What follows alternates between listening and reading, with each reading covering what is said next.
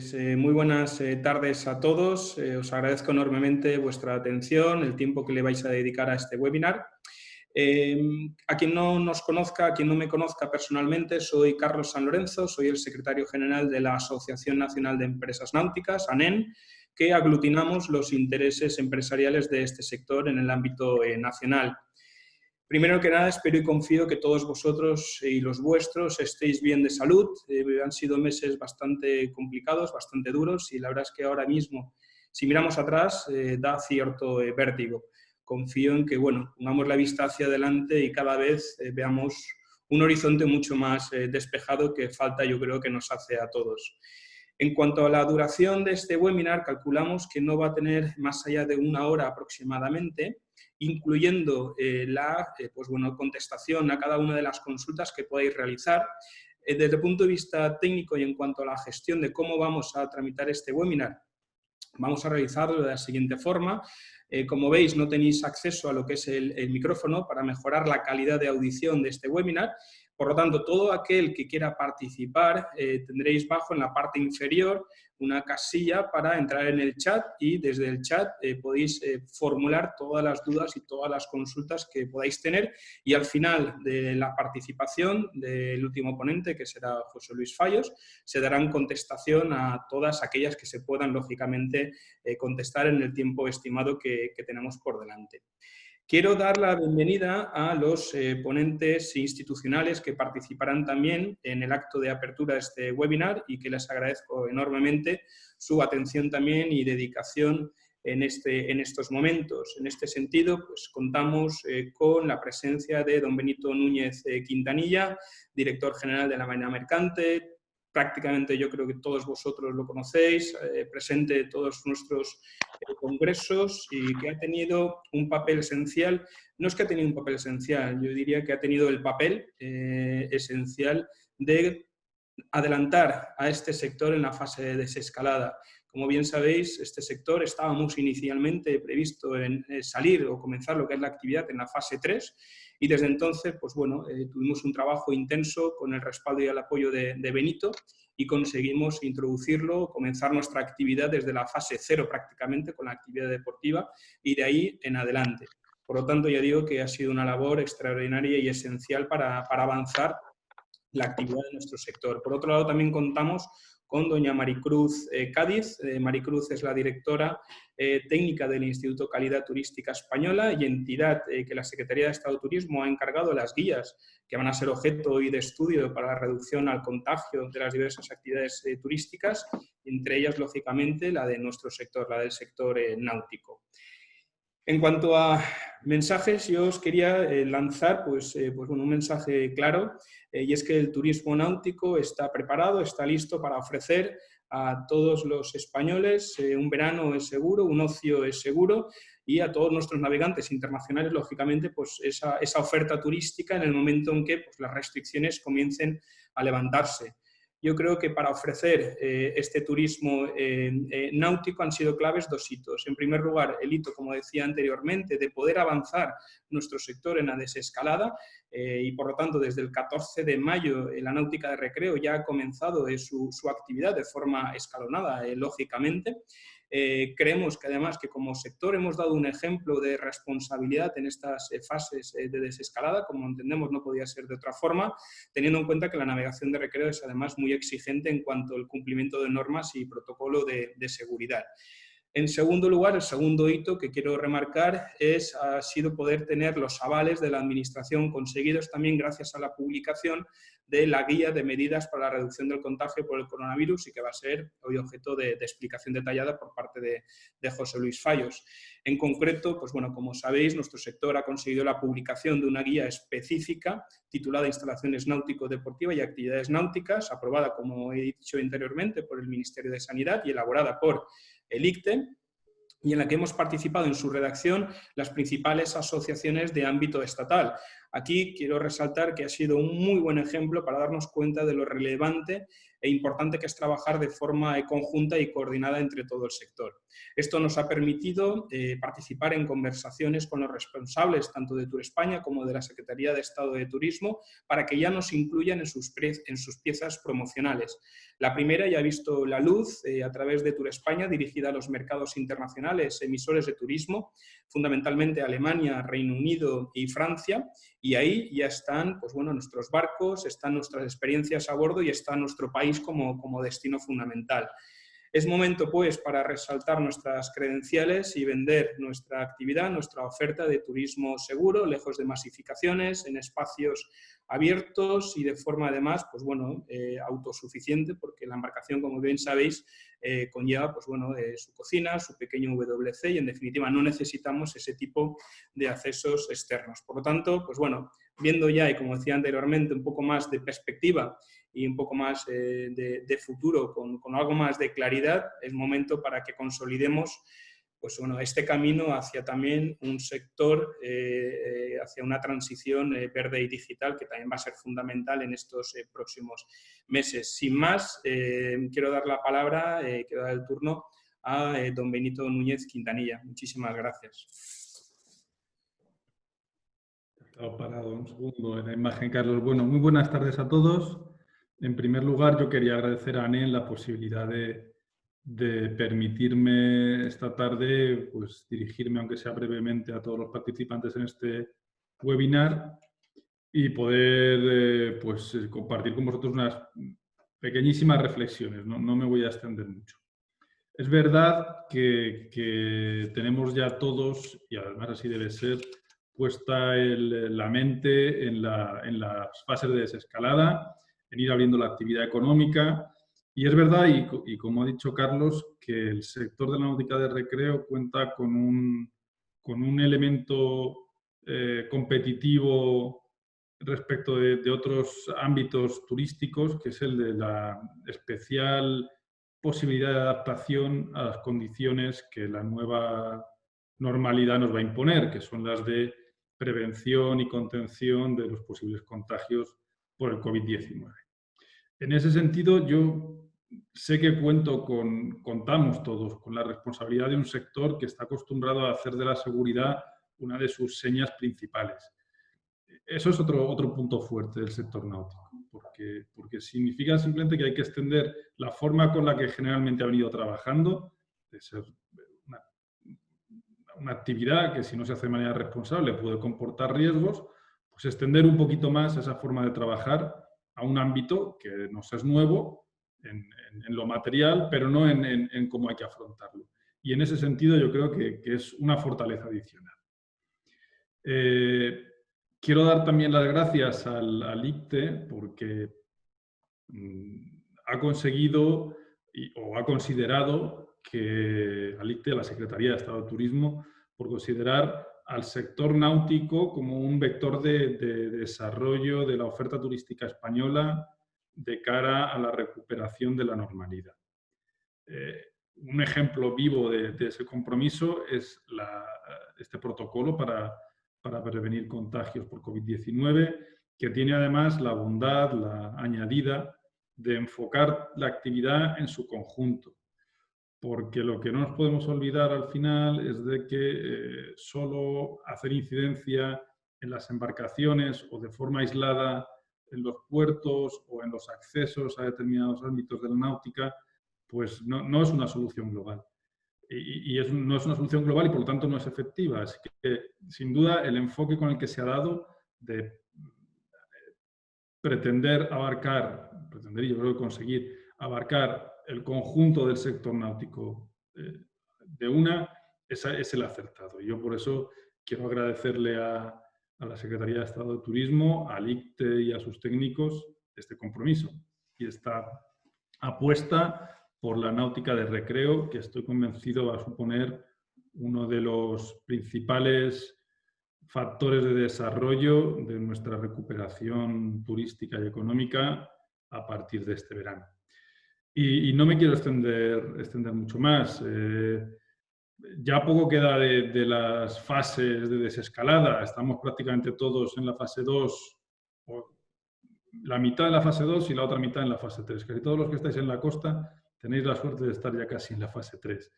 Así que por nuestra parte no queda mucho más que empujar, salvo en lo que el sector entienda que podemos hacer a partir de ahora para echarle una mano en los próximos meses y conseguir que dentro de lo que sea posible, este verano sea, iba a decir un éxito, y sí, en cierta manera lo será. Estoy convencido que la temporada náutica será mejor de lo que esperábamos. Al menos lo deseo así. Y por mi parte nada más, no me quiero extender. Muchas gracias a todos por la atención y os dejo con Carlos de nuevo. Pues muchísimas gracias, Benito, por tus palabras.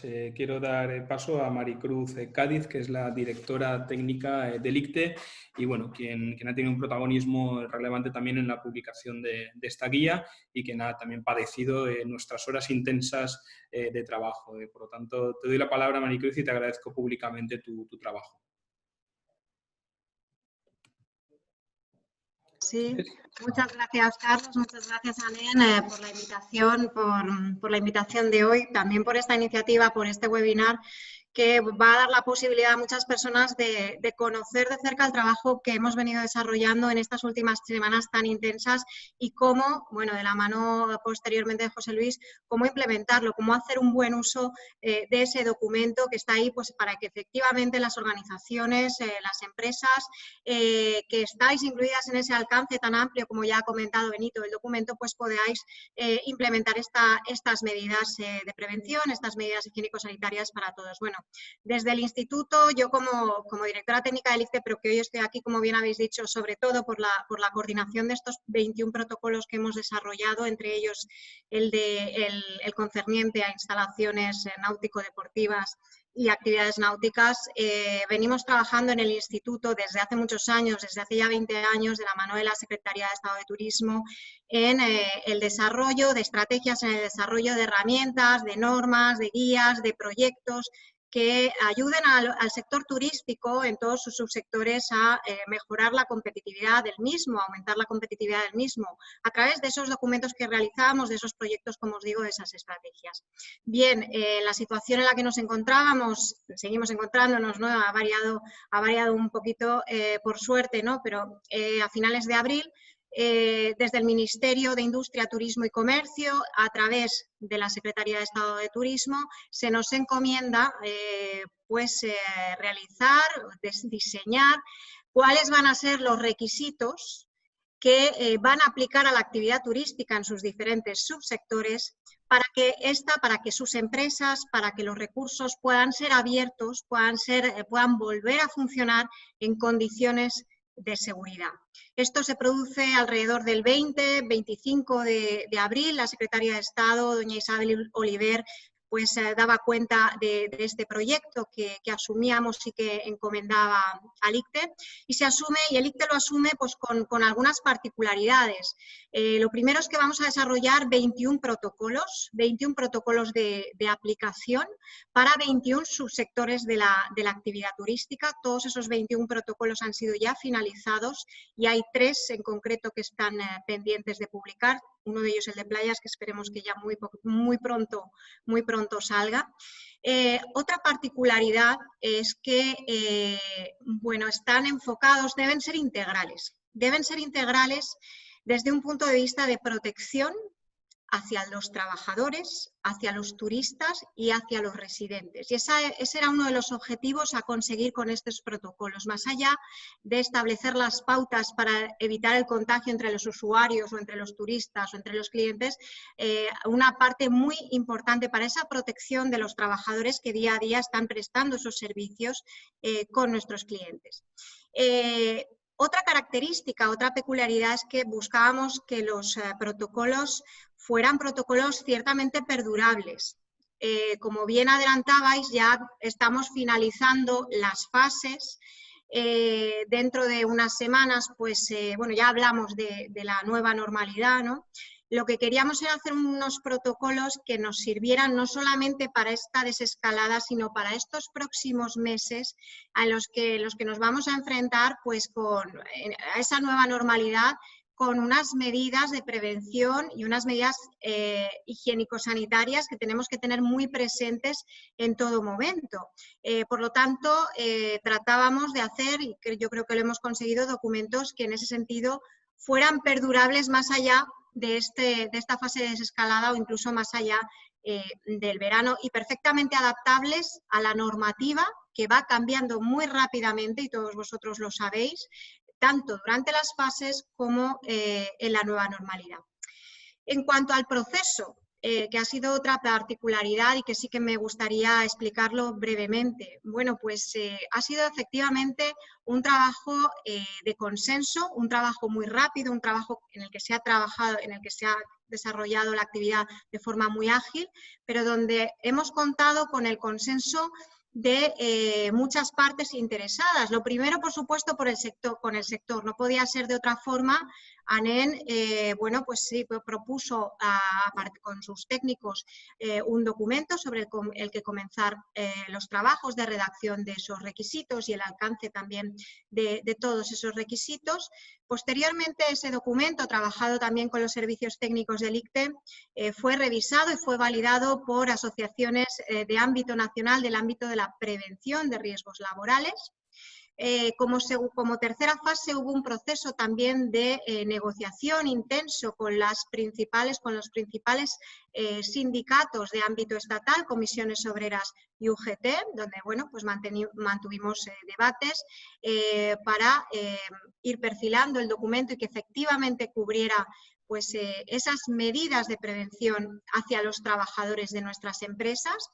Y finalmente una cuarta fase, que fue la fase de validación por parte del Ministerio de Sanidad y que se daba finalmente, como sabéis, la semana pasada, cuando hacia el día 2-3 de junio se publicaba, después de todos estos pasitos que habíamos ido dando con unos y con otros, se publicaba oficialmente el documento. Por lo tanto, pues un documento donde han tenido la posibilidad de debatir, de opinar y de contribuir a él pues los diferentes grupos de interés que considerábamos absolutamente necesarios para que fuera un documento bueno, que respondiera a las necesidades que en estos momentos tenemos.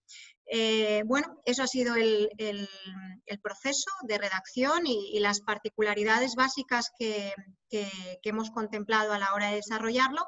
Finalizado el documento ya está publicado, el documento es gratuito, el documento está a vuestra disposición en calidadturística.es y también en la web de UNE, une.org, como especificación técnica. Lo hemos elevado, esa guía de aplicación, esa guía validada por el Ministerio de Sanidad, lo hemos publicado ya como especificación técnica UNE.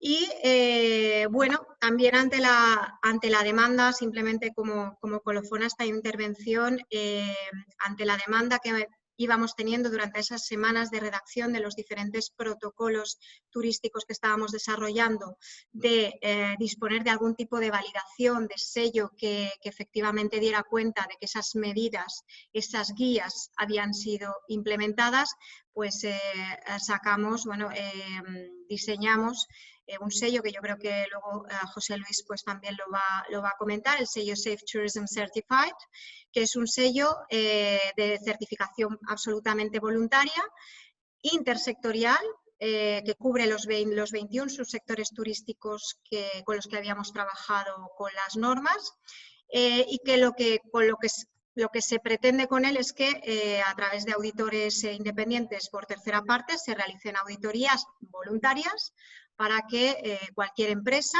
que se acoja, que implemente en su empresa cualquiera de los 21 protocolos que tenemos, también el específico de instalaciones náutico-deportivas y actividades náuticas, pues pueda efectivamente evidenciar que sus medidas, sus protocolos, su plan de contingencia, todos los requisitos que ahora sobre los que ahora os van a hablar, están debidamente implementados. Y si no están implementados, bueno, pues que os sirva para que os faciliten una serie de recomendaciones, medidas que sí que podáis implementar y a futuro pues sustentar este sello de garantía, ¿de acuerdo? Es una marca de garantía.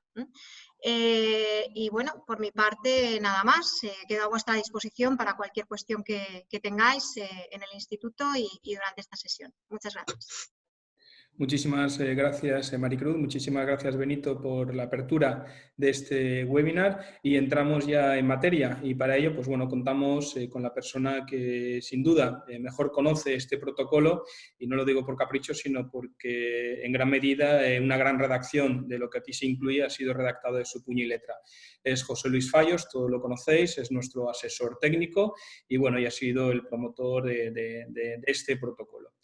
José Luis, te cedo la palabra, tienes aproximadamente, bueno, lo que tú consideres, 20-25 minutos, vamos a intentar que sea de la forma más ágil y visible posible. Se me ha olvidado indicaros al inicio que está siendo grabado este webinar y que a continuación, una vez finalicemos, publicaremos también en nuestra página web el contenido de la presentación de José Luis Fallos. Recordar que todos aquellos que queráis o queráis plantear dudas o consultas, tenéis el chat para ello y cuando finalice la presentación de José Luis, procederemos a responder a todas aquellas que el tiempo nos permita. Pues buenas tardes, muchísimas gracias y adelante, José Luis. Gracias, Carlos. Gracias por la presentación y bueno, vamos a ir repasando cada uno de los documentos y de los contenidos, si me permitís, que forman parte de este protocolo. Todo surgió, vamos a ver si avanza un instante.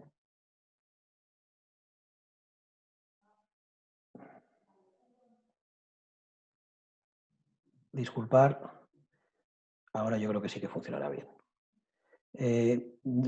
Iniciamos la elaboración de estos protocolos en el mes de abril y este es el primer documento que hicimos que pretendía pues, atender a la situación en ese momento a la que nos enfrentábamos para generar pues, cierta confianza y seguridad entre los trabajadores y entre los usuarios de la náutica de recreo. Este documento se elaboró en colaboración con CEAGNA, EGI y ANABRE y fue un poco el precursor de este otro documento que os mostramos aquí, que es el que ya lleva el sello del Instituto de Calidad Turística Española y del Ministerio de Sanidad, que es el que se denomina Medidas para la Reducción del Contagio por el Coronavirus SARS-CoV-2. Recientemente, este documento se ha convertido, como ya anticipaba Maricruz, en una norma UNE que es libre, es gratuita, como bien ha comentado ella, y que permite la certificación a través del sello Safe Tourism Certified. Este sello es común al resto de actividades del ámbito del turismo. Estamos hablando de que será el mismo sello que dispondrán los hoteles, los restaurantes, los balnearios, los campos de golf y así hasta 21 tipos de actividades dentro del turismo en España. Lo que significa que va a tener pues, bastante notoriedad y creo que genera pues, un poco lo que buscamos, ¿no? Generar esa confianza entre empleados, clientes y la sociedad, demostrar esa sensibilidad que tenemos en el sector náutico por hacer las cosas bien, por la seguridad como bandera, por ser profesionales en la gestión de los procesos y las operaciones y como también anticipaba antes Maricruz, pues parece que esto no es algo que se vaya a diluir a corto plazo, sino que va a mantenerse durante un tiempo entre nosotros, ¿no? Por tanto, merece la pena que estos protocolos, cuando se implementen, pues se implementen de manera importante y consolidada en cada una de las organizaciones. La presentación de hoy está basada fundamentalmente en ese protocolo que lleva el sello del ICTE y que se convierte en norma UNE y también incorpora detalles que están tratados en el protocolo que elaboró antes incluso que eso, ANEN con el resto de asociaciones. Aspectos generales. Evidentemente, lo que se pretende es evitar reducir contagios por COVID. Hay que entender que el COVID es una enfermedad laboral. Hay que considerar también que el fichaje en el teletrabajo sigue siendo obligatorio y esto lo incorporo aquí porque es algo que me han consultado en las últimas semanas de manera bastante significativa. Es importante que tengáis en cuenta que las temperaturas de los empleados se pueden tomar, pero el registro ya está sujeto a la Ley Orgánica de Protección de Datos y a toda la normativa en este ámbito y es un tanto más delicado. Hay que tener en cuenta que todo lo que hagamos tiene que estar compartido con los delegados de prevención, comités de seguridad y salud y, como cita la propia norma, con un comité específico COVID-19, si es que los otros dos no se tienen. Hay que tener muy en cuenta a los empleados vulnerables, aquellos que tienen algún tipo de enfermedad o dificultad o tienen mayor edad, y en este sentido hay que darles una serie de premisas y de medios para poder actuar de manera más segura. Es fundamental que las organizaciones estéis en contacto con el Servicio de Prevención Ajeno para que os ayude a la determinación de los riesgos y a las medidas de contingencia. Es recomendable que registréis la formación dada a los trabajadores en este sentido y los equipos de protección individual. En ese sentido también se aconseja que se levanten actas de los comités y que se elaboren protocolos específicos por puestos de trabajo y planes de mantenimiento y limpieza específicos. Esto ya lo conocéis, cuáles son las vías de transmisión, directas entre personas, indirectas a través de superficies. Bueno, se ha hablado mucho durante los últimos meses del virus, no me quiero detener, pero sí quiero haceros la reflexión de que sigue ahí y que tenemos que tomar precauciones y medidas como no podría ser de otra manera. Y en ese sentido la principal es la desinfección. En el espíritu del protocolo, en el espíritu de la norma, se encuentra el hecho de que la desinfección con los elementos adecuados es básica y fundamental para evitar pues, que se transmita el virus. Como veis en la parte derecha de la imagen, muchas superficies y muchos sustratos pues, mantienen durante incluso días la presencia del virus en el mismo, ¿no? La base de todo es la realización de un análisis de riesgos y que de ese análisis de riesgos se desprenda un plan de contingencias donde se determinarán los procedimientos, la formación que requiere el personal, la información que ha de dotar la organización, la empresa, el puerto deportivo, la empresa náutica en forma de carteles, marcas visuales en el suelo o lo que corresponda, y los medios que se ponen a disposición de los trabajadores y de los clientes, que fundamentalmente serán mamparas de protección, mascarillas, soluciones hidroalcohólicas, etcétera, ¿no? Ese plan de contingencias es auditable y, como decíamos antes, ese plan de contingencias, ese análisis de riesgo y esas medidas son las que permiten, si se siguen todos esos pasos, certificar con la marca Safe Tourism Certified. Es cierto que hay entidades de certificación, que todos o algunos conoceréis, que también certifican sus propios protocolos y sus propios normas. Esto también está a disposición de las organizaciones de cualquier tipo para que de alguna manera puedan demostrar seguridad ante terceros. El Comité de Seguridad y Salud es uno de los elementos base que cita la norma para el desarrollo del resto de medidas. Es la manera en la que la organización, la empresa náutica, deberá establecer mecanismos para recoger información, para evaluar esos riesgos, para determinar en el plan de contingencias cuáles son esas medidas, considerando, como decíamos, no solo los empleados, sino también a los clientes, visitantes de las instalaciones náuticas y también, por supuesto, proveedores, contratas, repartidores y otro tipo de profesionales que habitualmente pues, comparten y coinciden en las instalaciones. El plan o el comité debe de difundir y dar a conocer todos los contenidos de sus deliberaciones y de sus análisis al resto de empleados, porque así se considera oportuno y porque así es lo que corresponde en estos casos. El comité asigna esos equipos de protección individual y determina lo que hacer cuando se producen casos positivos por COVID-19. ¿Cuál es el contenido del plan de contingencia que cita la norma? Es un compendio de medidas de mitigación que debe de permitir la posibilidad de modificar procesos o procedimientos cuando corresponda, debe de determinar quiénes son los responsables a la hora de la gestión de esos riesgos y debe de permitir también y definir cómo se implementan las medidas operativas o las medidas a tomar para la minimización de los contagios y la reducción de estos riesgos.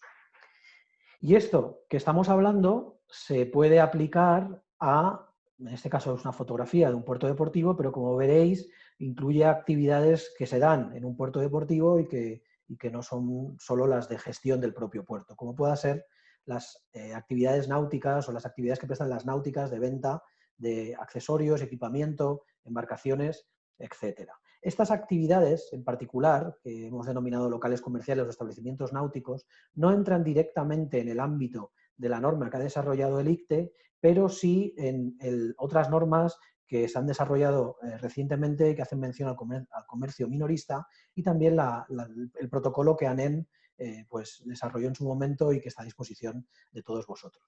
El resto de actividades, varaderos, escuelas de actividades náuticas, alquiler de embarcaciones y motos de agua, las actividades de amarre de las embarcaciones, aseos, duchas, oficinas y el suministro de combustible, sí que son actividades que expresamente se citan en el protocolo y para las que se determinan una serie de medidas. Por tanto, veis que en prácticamente la mayoría de actividades quedan recogidas en estas normas. En cuanto a los requisitos generales, importante mantener la distancia de seguridad, y esto es también la base sobre la que se sustenta gran parte de los protocolos o de los requisitos que se describen en toda la norma.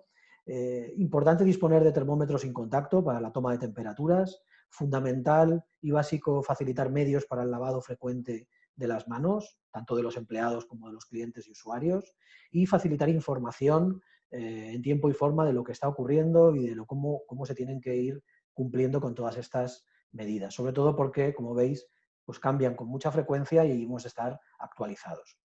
Se deben de facilitar EPIs, equipos de protección individual, en forma de guantes, mascarillas, máscaras, lo que corresponda. Se deben de ventilar los locales, fundamental también para evitar esa concentración del virus en caso de que exista, y se debe de hacer un control de aforos y de accesos de manera, digamos que bastante importante para evitar precisamente o fomentar esa distancia de seguridad. Estos requisitos generales son los que con sus ajustes se van a ir aplicando en cada una de las actividades náuticas, sin perder de vista también a los proveedores, contratas, repartidores y profesionales que acceden a las instalaciones y que en ocasiones nos olvidamos de ellos y son también importantes tenerlos muy en cuenta. ¿Cuáles son las recomendaciones de conducta para los trabajadores? De nuevo, mantener esa distancia, evitar el saludo, no tocarse los ojos, la nariz, la boca. Todo esto ya lo sabemos, pero hay que comunicarlo, hay que hacerlo saber a los empleados y hay que ser lo más explícito posible a la hora de transmitir todo ese tipo de información. Fomento de la comunicación telefónica con los empleados, evitar las reuniones, limpiar los vehículos y herramientas para, de alguna manera, que esa desinfección evite que se transmita el virus entre personas, y limitar aquellas tareas en las que haya más probabilidad de contacto interpersonal. En el caso de las oficinas, que son oficinas de cualquier tipo de establecimiento y actividad náutica, las recomendaciones que aparecen en la norma están relacionadas con limitar la permanencia, no de los trabajadores, pero sí sobre todo de los clientes en la medida de lo posible, no sobrepasar los aforos que se definan en cada caso. Normalmente serán aforos reducidos y por tanto no parece necesario que se establezcan sistemas de control de aforos muy sofisticados, más allá de informar de que el aforo de la oficina son 3 o 4 personas y de esta manera que el usuario que acceda identifique si existen más o menos de esas personas y pueda, pues bueno, esperar un poco a que salga alguien o entrar en ese momento. Si no se puede mantener la distancia de seguridad, se aconseja disponer de mamparas u otras barreras físicas de fácil limpieza y desinfección. Pueden ser pues algunos volardos, algunos tensabarriers, algunas marcas visuales en el suelo que faciliten, fomenten esa distancia de seguridad que hasta hace bien poco considerábamos que eran 2 metros, pero que, si no me equivoco, y después de las últimas recomendaciones del Gobierno para la nueva normalidad, será 1,5 metros.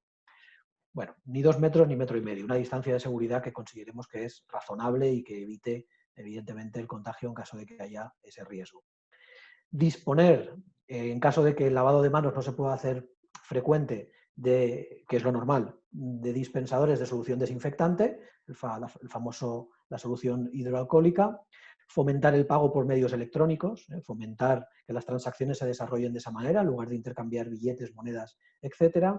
Y fomentar también, digamos, la digitalización de la actividad náutica, en la que ya gran parte del sector se encuentra en esa línea. Por supuesto, limpiar con mucha frecuencia mostradores y cualquier elemento que pueda ser manipulado por los clientes.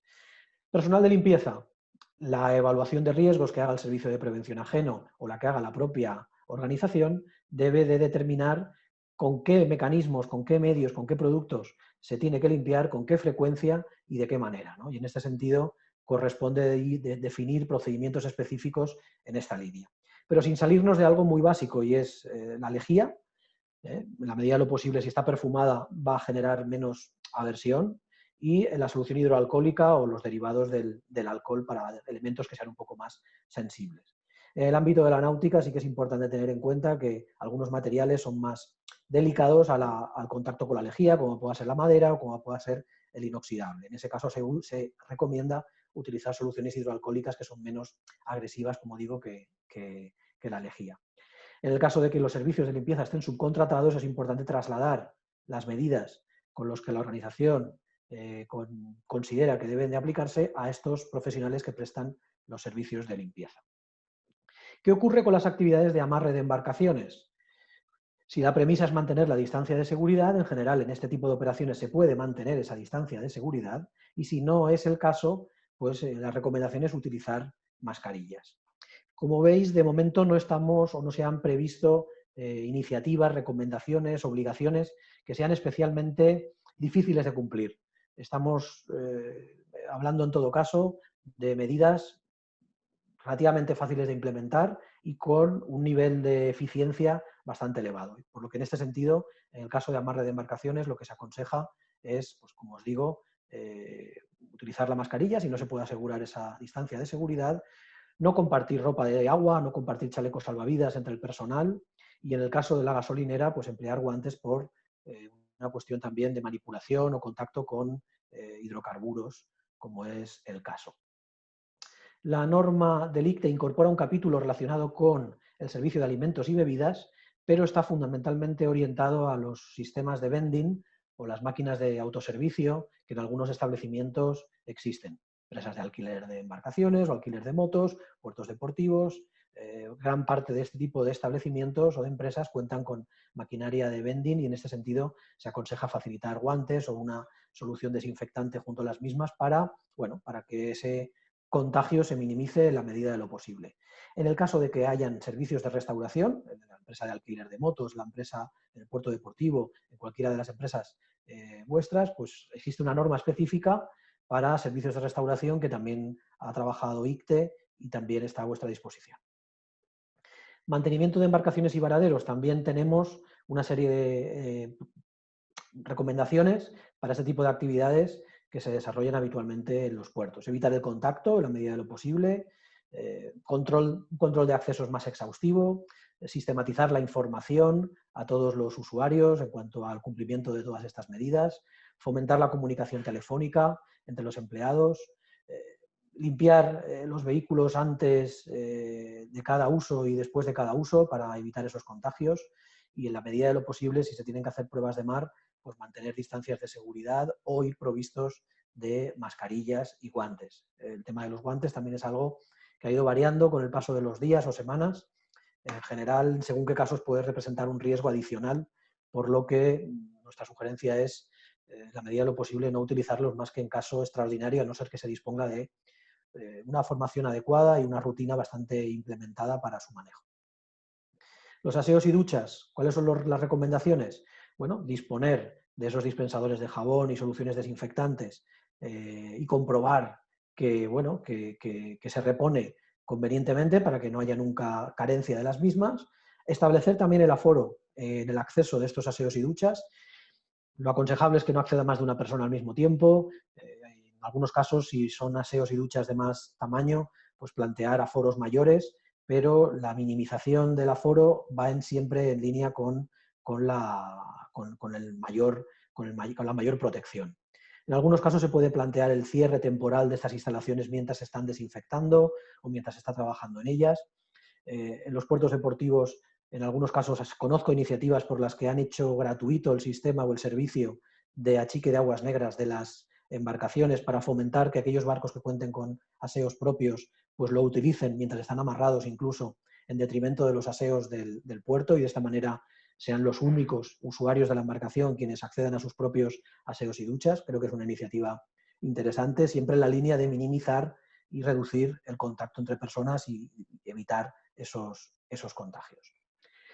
Las empresas de alquiler de embarcaciones y motos de agua también pueden certificar con este mismo sello la actividad y los sistemas y los mecanismos que implementan para reducir los contagios, y en este sentido tampoco se han incorporado medidas que no sean factibles o fácilmente implementables. Mantener la distancia interpersonal entre empleados y usuarios y, si no es posible, utilizar mascarilla. Fomento de los medios electrónicos para el pago. Desinfectar la embarcación, limpiarla, si es una moto, una embarcación de alquiler diario, de alquiler por horas o de alquiler semanal antes de su entrega, que es bastante habitual, pero en ningún caso se plantea la obligación de tener en cuarentena la embarcación durante un tiempo antes de que sea alquilada o puesta en servicio del siguiente cliente. Es importante establecer un protocolo con el cliente para que la entrega se produzca en el menor tiempo posible, y en ese sentido se pueden desarrollar sistemas para explicar algunas peculiaridades de la embarcación con algún vídeo que el cliente pueda recibir con antelación, con alguna imagen, con alguna explicación que reciba antes incluso de llegar al amarre, para que ese tiempo de check-in se minimice o se reduzca, y con ello también las posibilidades de contagio. Se recomienda realizar recogidas en muelles de espera, en lugares en los que haya menos presencia de gente, y en definitiva, en cada caso, organizar el check-in y el check-out en aquellos lugares en los que el riesgo de contagio, el riesgo de encontrarse con más personas, sea el menor posible. Pero como veis, no se incorporan requisitos que no puedan ser fácilmente alcanzables por cualquier organización. En esta diapositiva aparecen las recomendaciones o las medidas que serían de aplicación a cualquier tipo de empresa náutica o establecimiento de venta de embarcaciones o accesorios o equipamiento para ellos, ¿no? Lo que llamamos comercio minorista. Se recomienda la organización de los turnos, la gestión de los espacios comunes, la ventilación, por supuesto la limpieza y desinfección, el empleo de mascarillas, el fomentar de nuevo los medios digitales y electrónicos para intercambio de documentación, reducir o minimizar la disposición de folletos que sean utilizados por varias personas. Si existen, lo ideal es que sean cogidos por su destinatario y que no se vuelvan a reutilizar. Lo mismo por parte de revistas o carteles o documentos que se vayan a entregar en cada caso. Y en este sentido, las medidas pues son muy, digamos, a día de hoy yo creo que ya estamos muy acostumbrados a este tipo de medidas, porque estamos conviviendo con ellas en nuestro día a día. En el ámbito de las escuelas de deportes náuticos y actividades náuticas, bueno, pues hemos desarrollado también una serie de recomendaciones, fomentando o de alguna manera indicando que el chaleco salvavidas y el equipamiento personal debe ser de uso individual, debe de lavarse y desinfectarse de manera minuciosa. En el caso de embarcaciones colectivas o no, debe de procederse a una limpieza antes de que accedan los alumnos a las mismas. Debe de haber un espacio para que las embarcaciones, pues cuando son puestas a disposición del cliente, existe una separación mínima y que permita la minimización de esos contagios. Y los instructores deben de ser muy cuidadosos a la hora de que cuando las embarcaciones salgan de su amarre o de la rampa, pues que en la medida de lo posible se evite el contacto, porque luego ya en el mar, como decíamos desde el principio, es una actividad segura, es una actividad al aire libre, es una actividad que de alguna manera genera mucha confianza y seguridad al usuario, y las posibilidades de contagio son muy bajas. En el ámbito de las clases teóricas es conveniente que se produzcan en el exterior en la medida de lo posible, o las explicaciones que dan los instructores que se hagan en el exterior, siempre preferentemente hacerlo en el interior de salas, y si tiene que ser así, pues controlando mucho el aforo, ventilando las estancias y minimizando de esta manera los riesgos. La norma también tiene un apartado específico para centros de formación marítimos, academias de formación y titulaciones náuticas y empresas que se dedican a realizar prácticas de esos títulos náuticos. De nuevo, los requisitos van en la línea de la teleformación, ajuste de los aforos, empleo de mascarillas si no se puede asegurar esa distancia de seguridad. Por supuesto, alumnos que presenten cualquier tipo de síntoma pues no deben de ser permitidos, no debe de permitirse el acceso, y esto no solo es aplicable a este tipo de actividades, sino también a cualquier otra dentro del sector náutico y de cualquier otro orden. Las escuelas deben de informar de las medidas de seguridad a sus alumnos, a sus colaboradores, a su profesorado y, en definitiva, a todas las partes interesadas. En el ámbito de las actividades de buceo, la norma de instalaciones náutico-deportivas y actividades náuticas incorpora unas premisas, y a su vez existe otra norma que ha desarrollado el ICTE para actividades de turismo activo que también podrían incorporar del mismo modo una serie de recomendaciones.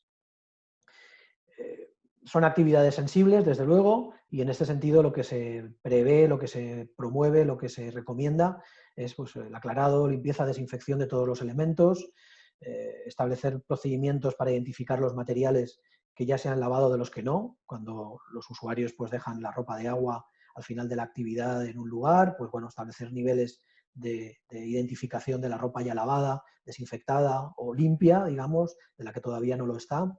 En el caso de que los usuarios manejen su propia equipación, pues disponer de una serie de piletas también en las que ellos puedan hacer ese tipo de actividades, ser cuidadosos en el traslado de los buceadores al lugar donde hagan la actividad, porque van a tener que ir a bordo de una embarcación y si no se asegura la distancia de seguridad, pues se recomienda disponer de esa mascarilla. En algunos casos, algunas normas específicas que han desarrollado los centros de buceo recomiendan que el usuario que vaya a bordo de la embarcación lleve ya incorporada la máscara, no la mascarilla higiénica, quirúrgica o FFP2, sino la máscara de buceo durante el recorrido. Bueno, son medidas que en cada caso, esta medida en particular no está en el protocolo ICTE, pero algunos centros y de alguna manera organizaciones del ámbito del buceo sí que la están planteando.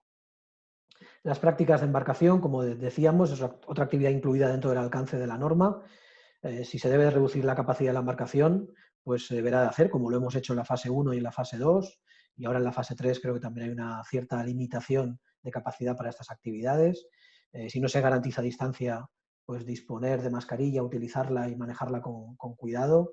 Disponer a bordo de soluciones hidroalcohólicas para desinfectar manos y superficies y ser exhaustivos en la limpieza y desinfección. Por tanto, son medidas que son fácilmente implementables y que no requieren grandes cambios en el día a día. A modo de resumen, ¿qué necesitamos para la apertura de las actividades o para la incorporación de estos requisitos?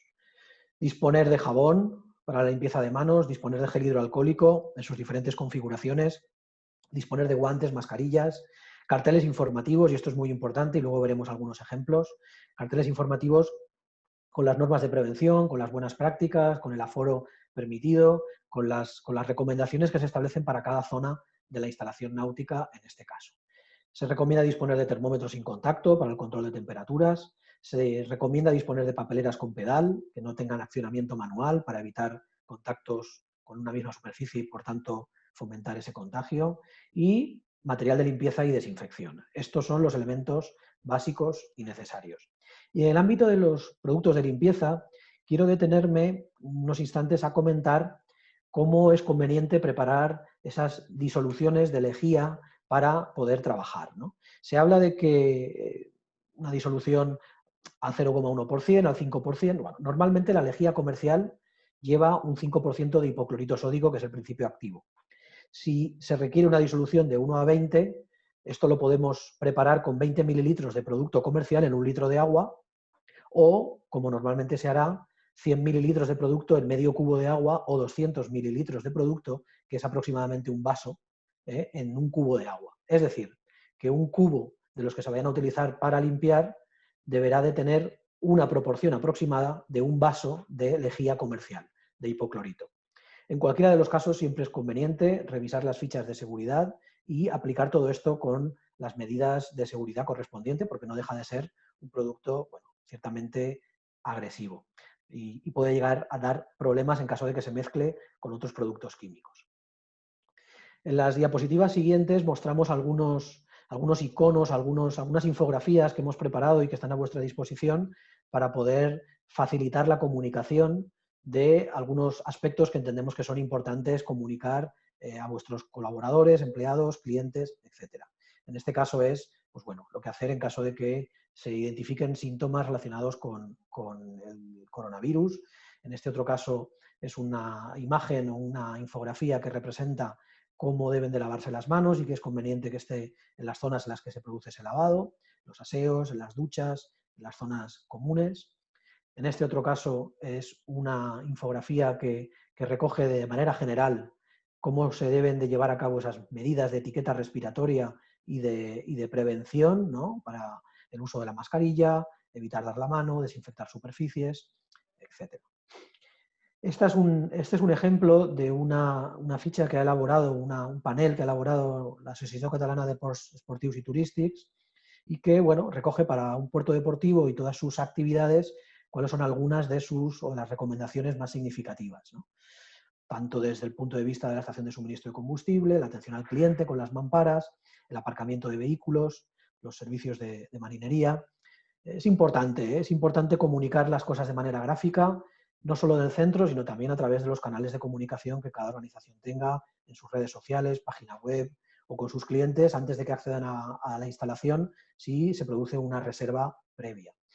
En este caso os muestro también otro ejemplo de un club náutico que ha desarrollado sus propias infografías para comunicar y dar a conocer de manera más fácil, ¿no?, y directa todo este tipo de medidas que, como veis, van en la línea de todo lo que hemos comentado antes, de minimizar o informar del aforo máximo, el uso de las mascarillas, la limpieza de superficies y de manos, la utilización de manera individual de las emisoras portátiles y de los equipos de protección de cada empleado, no compartir teléfonos móviles, no compartir elementos que en el día a día, en la anterior normalidad, sí que se compartían, como chalecos salvavidas, ropa de agua, etcétera, y ser más cuidadosos en todo este sentido, ¿no?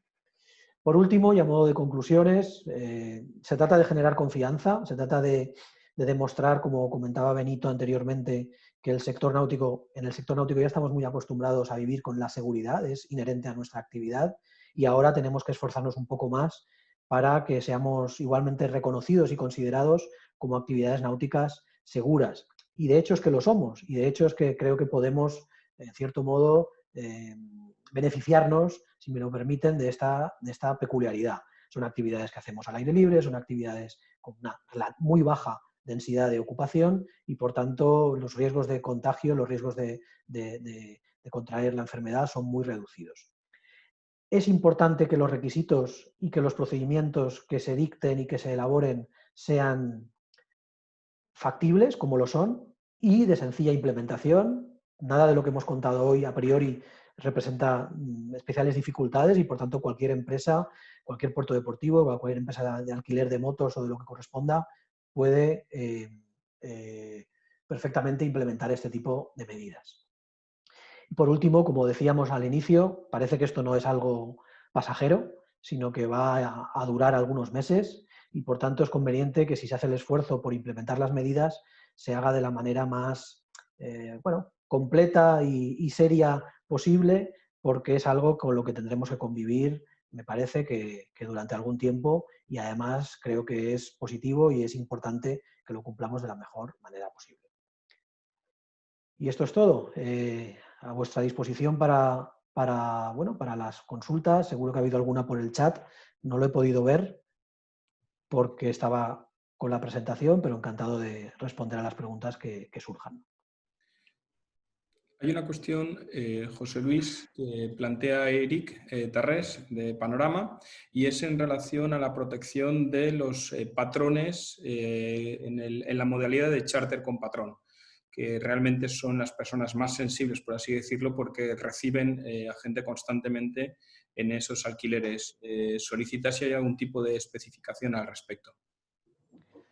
No hay ninguna previsión en las normas elaboradas por el Instituto de Calidad Turística y otras a las que hemos tenido acceso, más allá de que en caso de que no se pueda asegurar esa distancia de seguridad, el empleo de mascarilla. No existe ningún requisito complementario o adicional a este respecto. Es cierto que mantener la distancia de seguridad durante una semana de charter, siendo el patrón, compartiendo la embarcación de 12 metros de eslora con 5 o 6 personas más, pues no va a ser sencillo, ¿no? Por tanto, en ese caso, pues la mascarilla y la limpieza es importante que se desarrolle con las máximas garantías. En este sentido, también se formula desde Ibiza Central Charter en relación a las tripulaciones y clientes, ¿se exigen toma de temperaturas? Sí, es conveniente en todos los ámbitos de la actividad náutica. Yo creo en general en todo esto, en la nueva normalidad, la toma de temperaturas es recomendable. El registro es algo más sensible porque es un dato personal que hay que analizar y estudiar con un poco más de detalle hasta qué punto se puede registrar eso para los trabajadores. Pero la toma de temperaturas y el control de acceso con ese termómetro sin contacto sí que es algo recomendable, desde luego.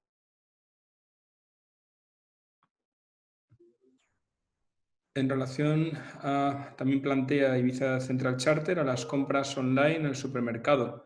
¿Qué se plantea? ¿Qué es lo que deben de hacer?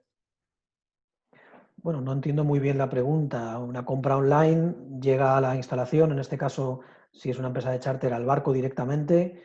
No hay requisitos en la norma que hemos desarrollado en el que se prevea un tiempo de cuarentena de los víveres.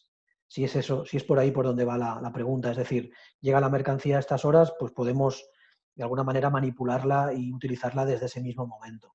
En la actualidad, la norma no establece requisitos o digamos, obligaciones más allá de recibirla con la seguridad correspondiente al mensajero o al repartidor correspondiente.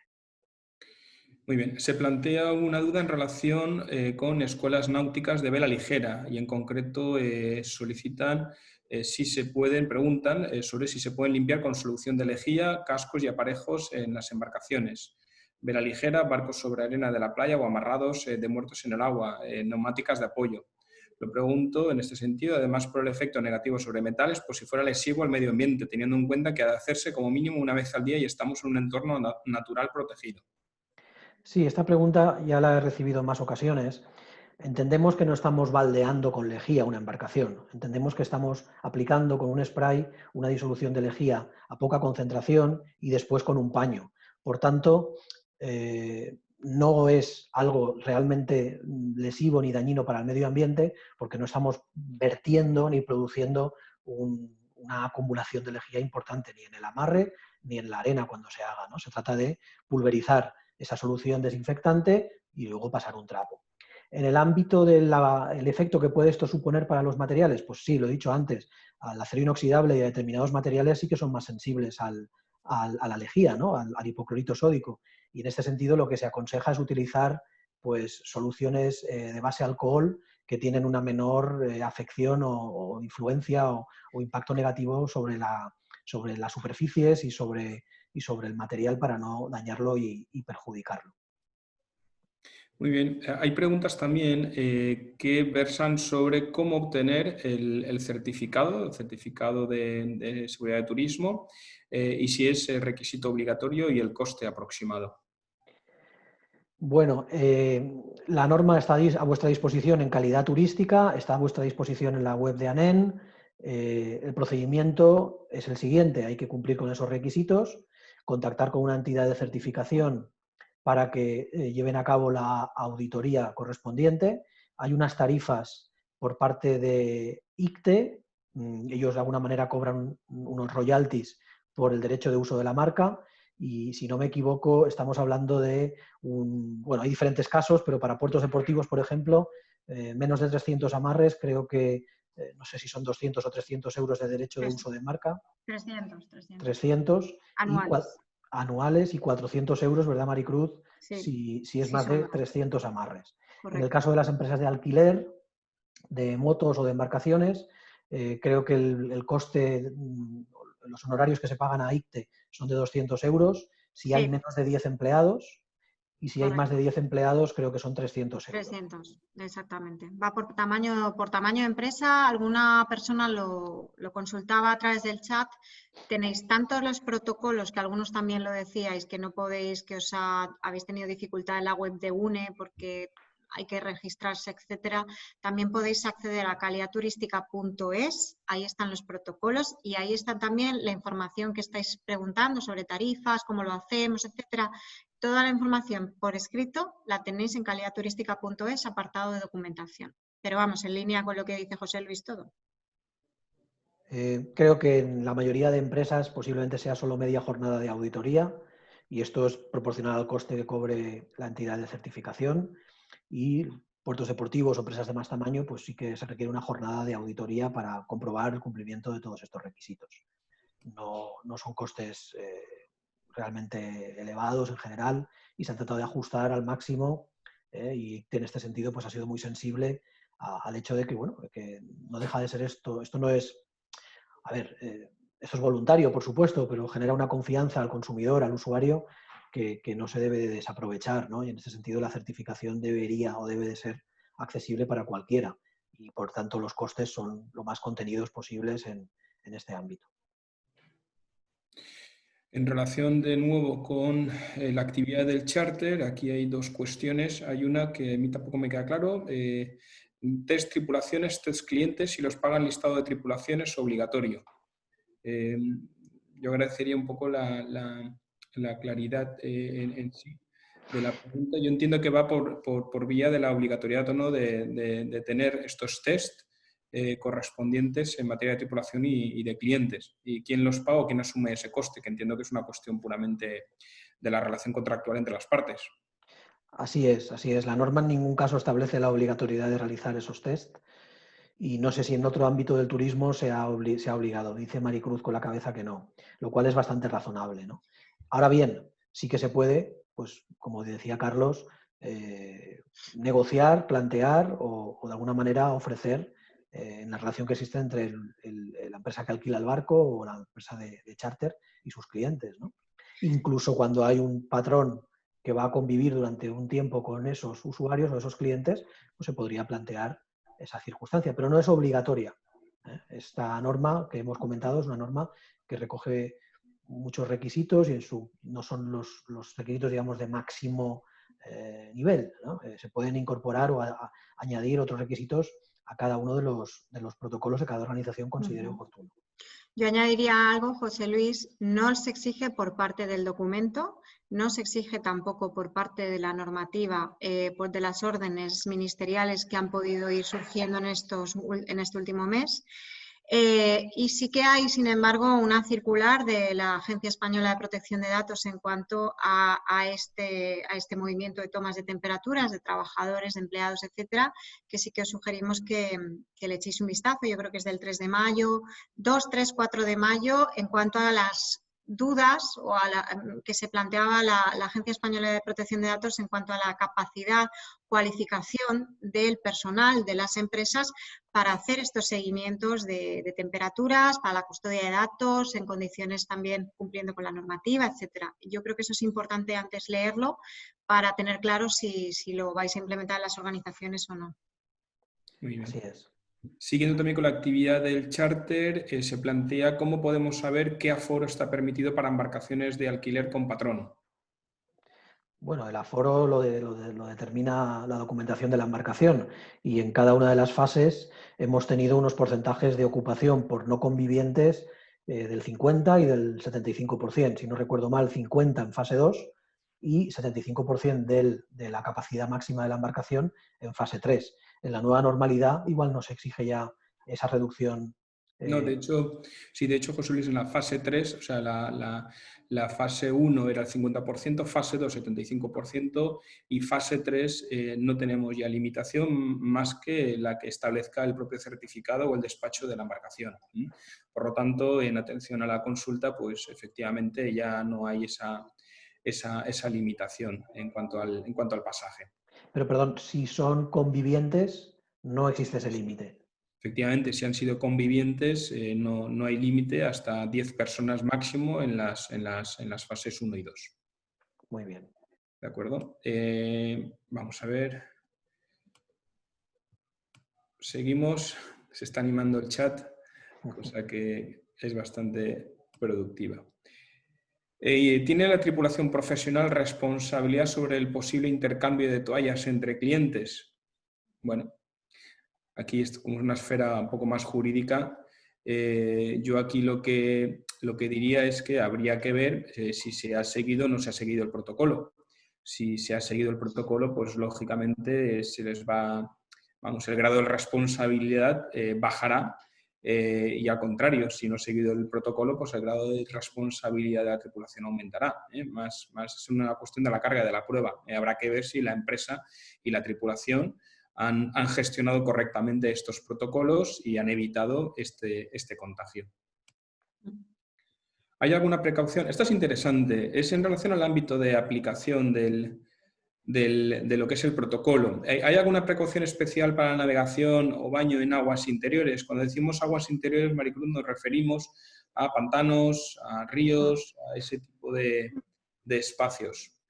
A ver, alguno de los participantes lo estaba consultando también por chat antes, en cuanto a la transmisión del virus por el agua. Hay un informe, también os recomiendo que os leáis, claro, hoy tenemos una sesión corta y nos centramos en los aspectos fundamentales que son de aplicación, pero sí, igual que os sugería antes leer esa circular de la Agencia Española de Protección de Datos, también os sugiero leer el informe del CSIC sobre la transmisión del virus en el agua, que se publicó hace aproximadamente 3 semanas. Los resultados que se hacen constar en el informe es que no se asegura, hay una parte sobre la transmisibilidad del virus en agua salada, que alguno de vosotros comentabais, que no hay evidencia de que efectivamente haya un alto riesgo de transmisión. Así lo dice, es verdad que no hay evidencia hasta que se determina lo contrario, ¿no? Pero eso es lo que dice. Habla también de la transmisión del virus con altas temperaturas, también en spas, por ejemplo, que a nosotros también nos preocupa, y también en pozas, en aguas interiores, en aguas que no haya mucha circulación. Y ahí sí establece que es cierto que pareciera que hay evidencias de que el riesgo de transmisión por esa no recirculación del agua es mayor. Pero ahí se queda el informe, ¿de acuerdo? Eso es todo lo que podemos decir. Entonces, bueno, pues a partir de eso, pues cada uno en su plan de contingencia que establezca lo que crea que tiene que establecer, siempre que no haya una directriz por parte también de las autoridades que ya te marque el límite, ¿no? De lo que puedes y lo que no puedes hacer. En cualquier caso, entiendo, Maricruz, que sí que es de ámbito de aplicación, lógicamente, este protocolo también para ese tipo de actividades en aguas interiores, sin duda. Yo, si no me decís vosotros lo contrario, entiendo que sí, Sí. José Luis. No, desde luego, es perfectamente de aplicación en aguas interiores. No existe ningún requisito, ningún comentario específico, ninguna restricción adicional al uso de las embarcaciones en aguas interiores. Yo considero que el ámbito de aplicación no es en cuanto en sí al espacio, es decir, sino en cuanto a la actividad. Por lo tanto, si la actividad se incluye dentro de estas actividades que hemos regulado, por lo tanto, con independencia de donde se practique, esa actividad será de aplicación este protocolo. Otra cuestión, vamos subiendo el grado de dificultad. Hay cuestiones que creo que probablemente no estén tampoco respondidas en estos protocolos, pero bueno, aquí habrá que aplicar el sentido común y un poco de la razón. Dicen, en cuanto a la previsión en salvamento por ahogamiento y las distancias de seguridad, ¿hay algo establecido? ¿Cuál sería el equipamiento adecuado para no tener contacto con un posible contagiado? Bueno, esto es objeto de debate estos días precisamente por los servicios de gestión de playas, porque son obligatorios los servicios de socorrismo, y esto es algo que yo creo que no está todavía resuelto. Quizás cuando tengamos y se publique la norma que está haciendo el ICTE para la gestión de playas, tengamos alguna pista al respecto, ¿no? Porque ahí es donde sí que existe un servicio de socorrismo y salvamento en el que podamos inspirarnos para determinar ese tipo de actuaciones. En el protocolo específico para instalaciones náutico-deportivas y actividades náuticas no existen previsiones, ni existen recomendaciones, ni obligaciones en este ámbito. Muy bien. Yo quería añadir algo, pero se me ha ido. Se me ha ido ahora mismo. Ya volverás. Sí, mira, estoy mirándolo ahora mismo, a ver si pudiera adelantaros algo. Pero bueno, básicamente esta semana se va a publicar, el viernes se va a publicar el documento de playas. Y es verdad que hay un apartado concreto de salvamento. Y ahí, mira, aquí dice requisitos específicos para el personal de salvamento. Esto es primicia, solo dice esto: se debe atender a los protocolos establecidos por salvamento para la prevención del contagio y el ente gestor, bueno, en este caso el ayuntamiento, en este caso serían las empresas, velar porque las empresas de salvamento formen a su personal en las recomendaciones vigentes en materia de soporte vital básico y prevención de riesgos. Eso es lo que se establece en esta materia a nivel de salvamento y que se publicará este viernes. Muy bien. Muchísimas gracias, Maricruz.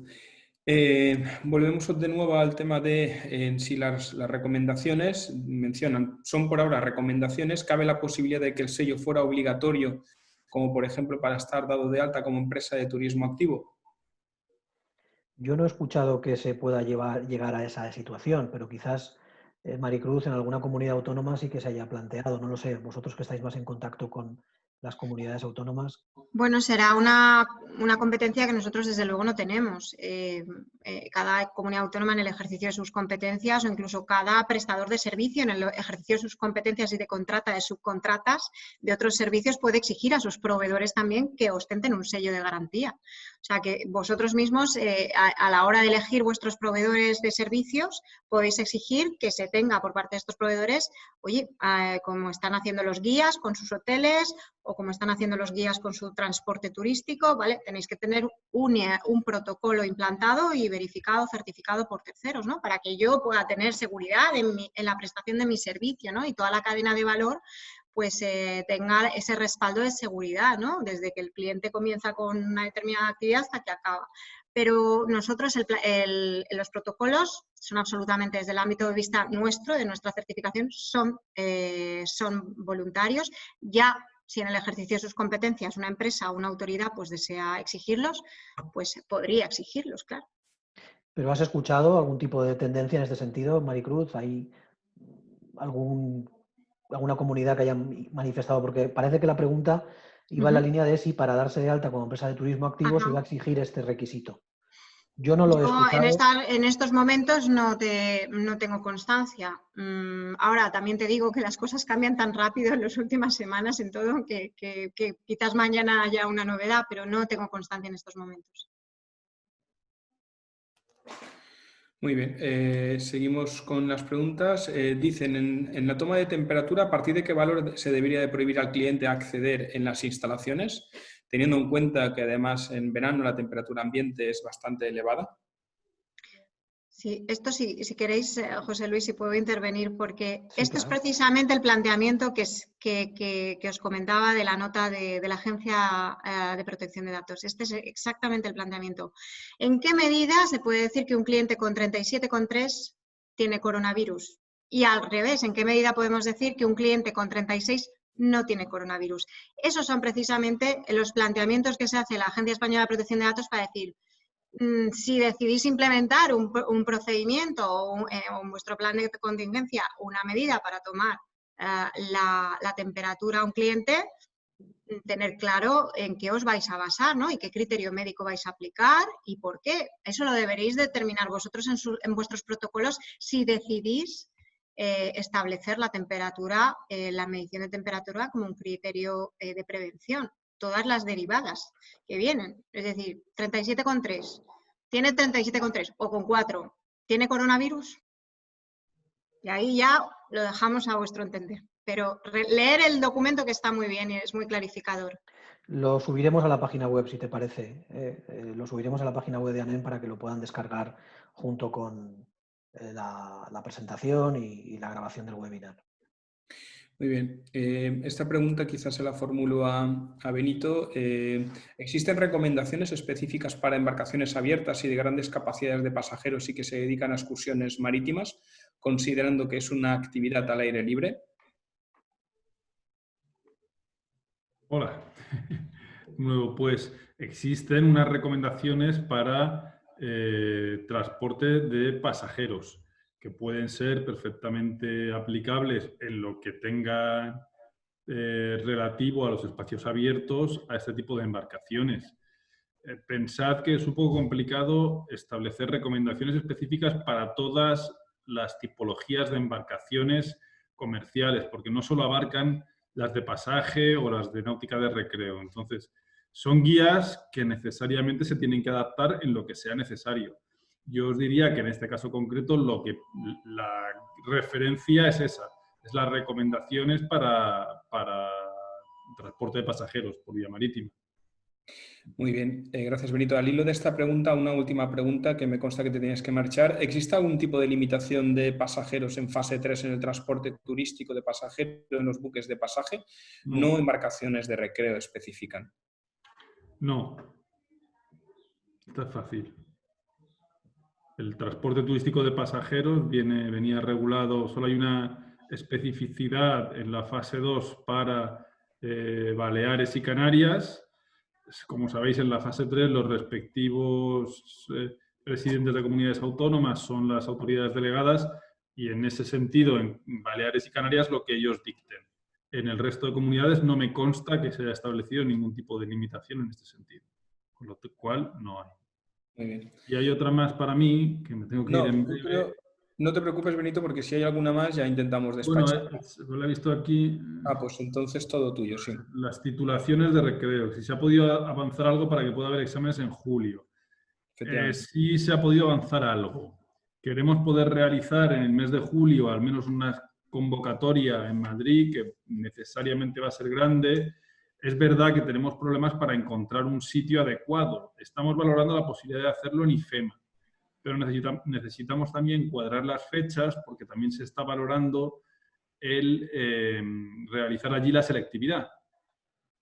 Entonces, trataríamos de hacerlo justo el fin de semana siguiente al que terminase la selectividad en Madrid, para aprovechar toda la logística. Estamos trabajando en ello.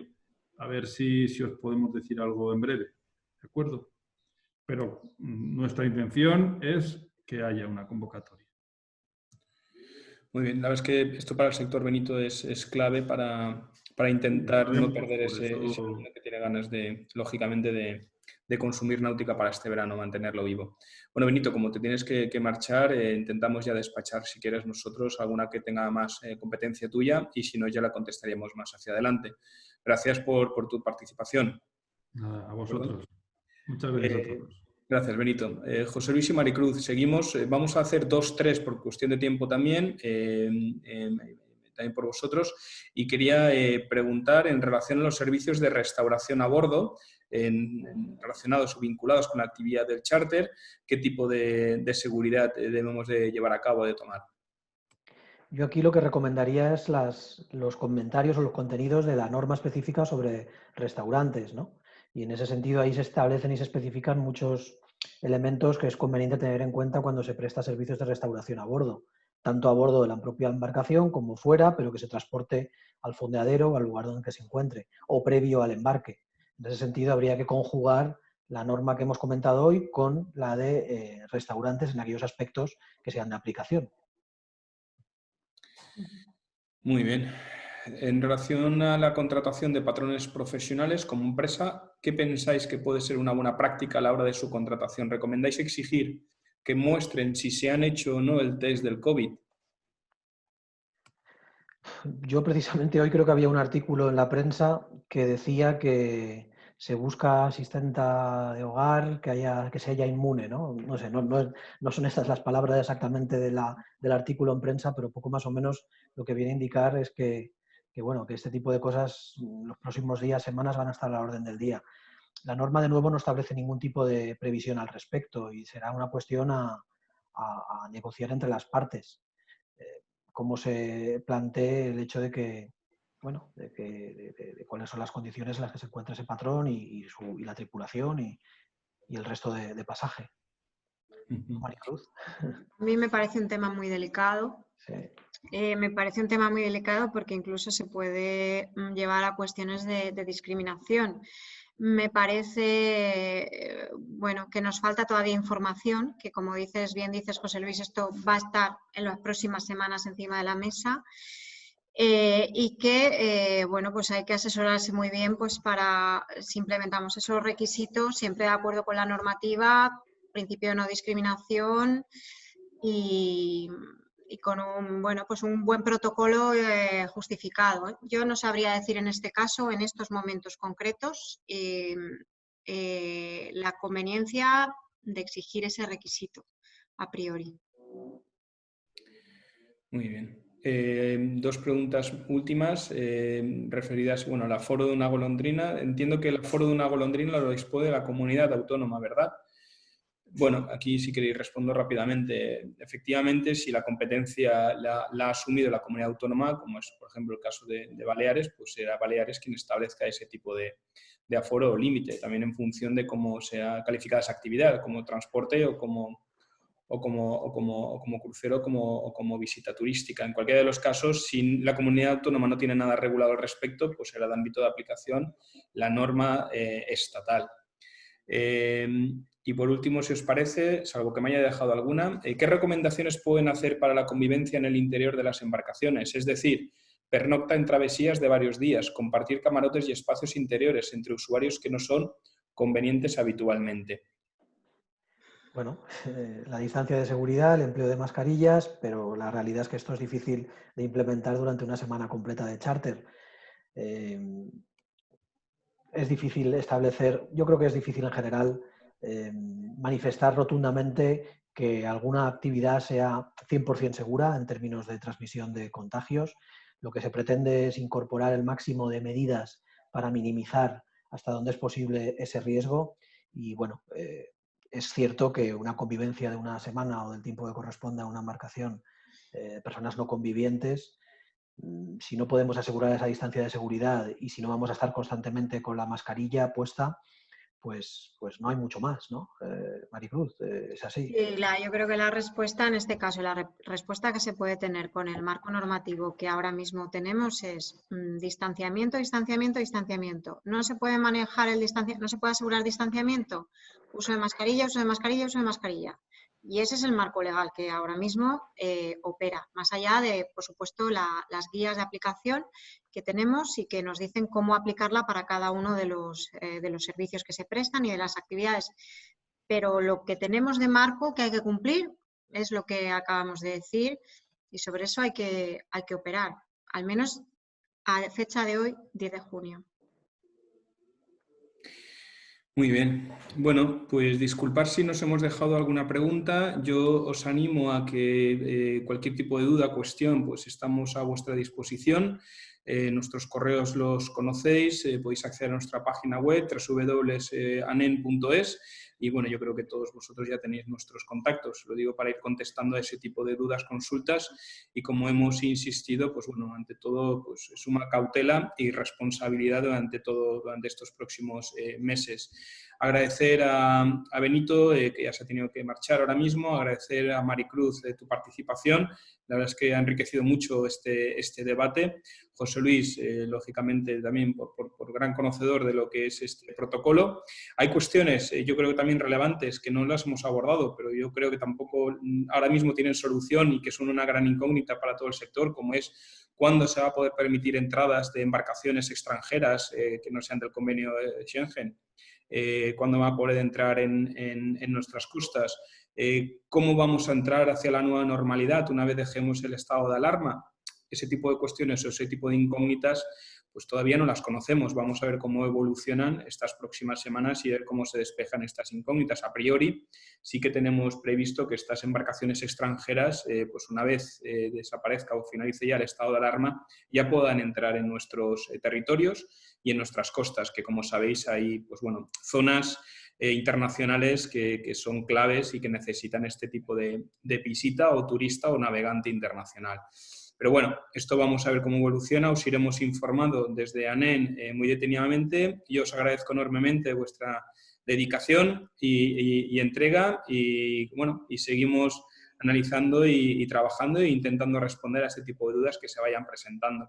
Muchísimas gracias y enhorabuena a los participantes y a todos los asistentes. Hasta la próxima. Un abrazo y os deseo la mejor temporada posible dentro de lo que podamos tener y de lo que podamos hacer. Por lo menos tenemos un poco más de perspectivas o de horizonte o de optimismo que hace prácticamente 2 meses. Yo creo que sin duda la actividad del charter va a ser una gran actividad con un gran protagonismo durante este verano y vamos a ver si conseguimos alargar la temporada y lo que hemos perdido al inicio lo podamos recuperar en parte a continuación, porque sin duda, pues bueno, la pérdida toda no la vamos a recuperar jamás. Bueno, lo dicho, muchos ánimos y si no volvemos a hablar, pues os deseo una muy buena temporada a todos. Un abrazo.